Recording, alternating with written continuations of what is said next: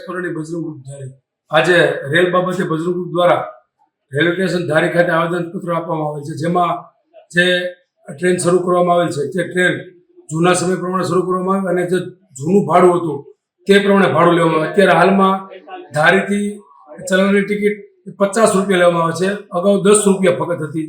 તો એ જે જૂનું ભાડું હતું તે લેવામાં આવે, જૂનો જે સમય હતો ટ્રેનનો એ રીતે શરૂ કરવામાં આવે અને ચલાલાથી વેરાવળ નવી ટ્રેન આપવામાં આવે તેવી અમારી માંગણી છે. તે બાબતનું આવેદન આજે આપવામાં આવેલ છે. આ પ્રશ્ન ઉકેલવામાં નહીં આવે તો ગુરુવારે ચલાલા ધારી ભાડેના વિસાવદરમાં રેલ રોકો આંદોલન કરવામાં આવશે. હું ધર્મેન્દ્ર નહેરુ ધારી રહેવાસી.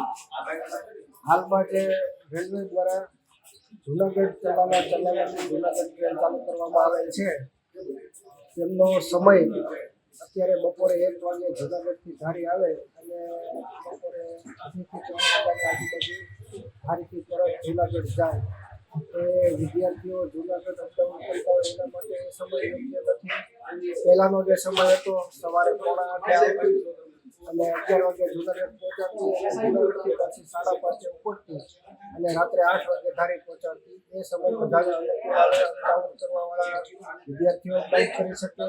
ત્યારબાદ ધારીથી વેપારીઓને કોઈને ખરીદી કરવી હોય, જુનાગઢ જવું હોય તો સવારે જઈ સાંજે પરત ઘરે પાછા ફરી શકે. તો એના માટે રેલવે તંત્રને અમારી વિનંતી છે કે જૂના સમય પ્રમાણે અન્ય ધારીથી ચલાલાથી જુનાગઢની ટ્રેન આપે. ત્યારબાદ જે જૂનું ભાડું હતું એ ભાડું પણ જૂનું યથાવત રાખે. અત્યારે સ્પેશિયલ ટ્રેન આપી અને અમને ચલાલાથી ધારીને 40 થી 50 રૂપિયાની આજુબાજુ ભાડું થયું છે. તો આજે એસટી બસની અંદર પણ 10 થી 15 થી 20 રૂપિયાની આજુબાજુ લઈ જાય છે. તો આજે ટ્રેનમાં કેવી રીતે મુસાફરી કરે છે? આ લોકલ માણસો માટે છે, આ નાના ગરીબ વર્ગના માણસો માટેની ટ્રેન છે અને આ મીટર ગેજ છે, બ્રોડ ગેજ લાઈન નથી.